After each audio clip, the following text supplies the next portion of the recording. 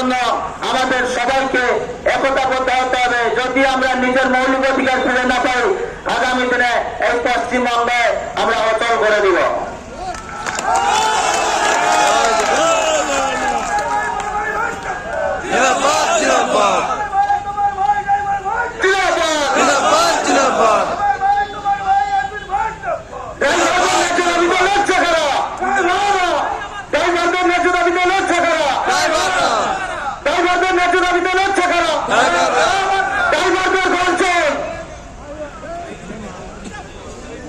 driver সমাজের পরিবর্তন,